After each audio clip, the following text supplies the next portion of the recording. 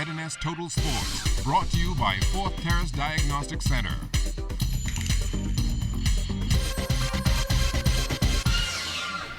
Welcome to sports, everybody. The Bahamas Softball Federation's National Round Robin Tournament is underway at the Blue Hill Sporting Complex, and tonight Julian Gibson speaks with one of the favorites in the ladies division.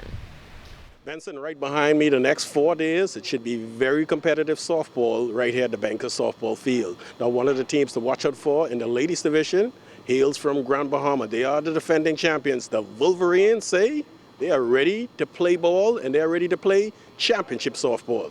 Basically the same team, 1 or 2 players couldn't make it, who is a big factor to the team or who is but other than that, we still have that strong nucleus.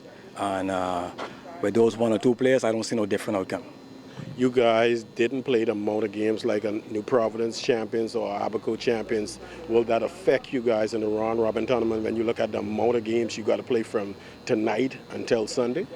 Season was a little short, played about 8 to 9 games, and then we went into a championship, but that wouldn't affect us at all, not the team I'm bringing. At the Bankers Softball Field, reporting for ZNS Total Sports, I am Julian Gibson.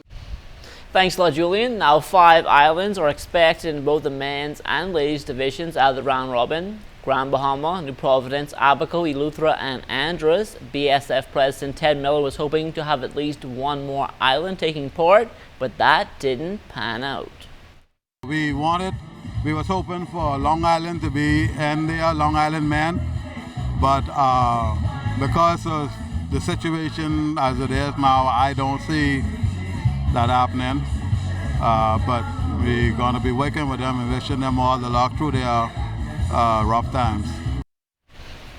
Now, we told you that 5 men's teams are expected to take part, but that number may soon be down to 4. After the technical meeting this afternoon, we understand tonight's feature game between Abaco and Eleuthera is in jeopardy of not being played.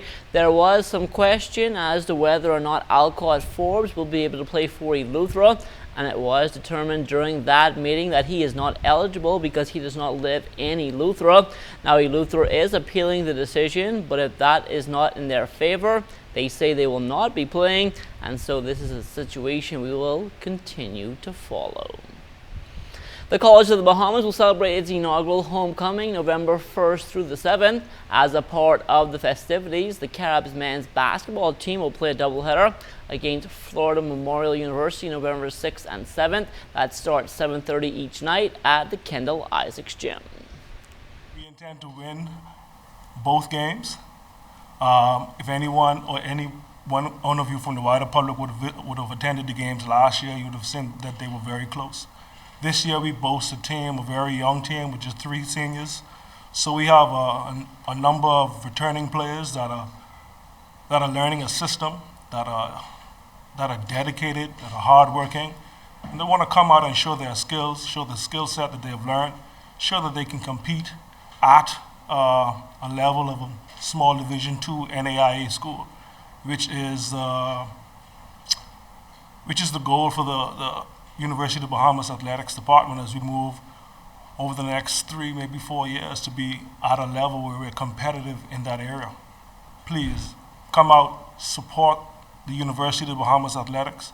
We intend to take our programs to the next level, but we cannot do it without you. The color for the night is blue. We want everybody to wear blue. Special surprises, gifts to those that come in blue. Earlier in the week, Antal Rogers senior boys basketball coach Harcourt McCoy made his position known on player movement in the local high school system. McCoy is of the view that a coach should build their own program instead of recruiting talent, but he says when it comes to Family Island athletes, the situation is a bit different. We know that Family Island sometimes, if the opportunity presents itself for them to be brought to Nassau and play in GSSA or even go to Freeport and play in a high-stakes league, that would be a better situation for them. I think the Family Islands are rich with raw talent. Payments are not naturally athletic. But the thing is, if that situation presents itself, we would be more than glad, more than open to that idea. What I'm talking specifically about is players in a senior school moving to another senior school within the same island that have been developed by a particular coach. The 6th annual Temple Christian Primary School basketball tournament is winding down, and organizer Keno Demerit explains how they continue to fund the event. Basically, the tournament now is being funded by the parents of the basketball team at Temple Christian. They really work together in terms of us putting on the tournament, so it's been good. We also had a lot of help with Royal Bank came on this year, and they gave us a really good sponsor in terms of getting our trophies and what's not. So, time now to reveal the standings after week 7 of the ZNS Total Sports NFL Challenge. I went a perfect 5-0. Kelsey finished up 4-1. Fisher was 3-2, while Julian went 2-3. So Kelsey's still leading the overall standings at 26-9. I have now pulled into a tie for second with Fisher. We're both 24-11. And surprise, surprise, Julian is in the cellar all by himself at 21-14. Week 8 starts tonight, and the picks are in.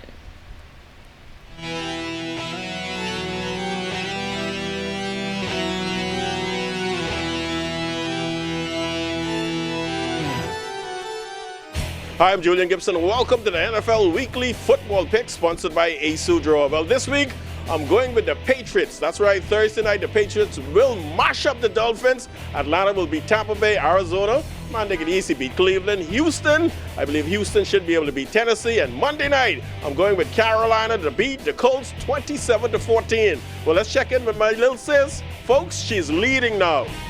We're halfway through the regular season, week 8 it is, and I'm about 2 or 3 games up above the boys. My closest competitor is Charles Fisher, and knowing Charles, Johnny, and Julian, they're all going to pick the Patriots to beat the Miami Dolphins, but the Miami Dolphins is my team, so I'm thinking that the Miami Dolphins are going to destroy the Patriots. Hey, in our 5 showings, we've won 2 out of 3, so this one is going to be our lucky number 6. Even though I'm not going to go with that game this week, I know that the Cardinals, the Falcons, the Rams, and the Vikings, along with Carolina, will win on Monday night. That score will be 32-12.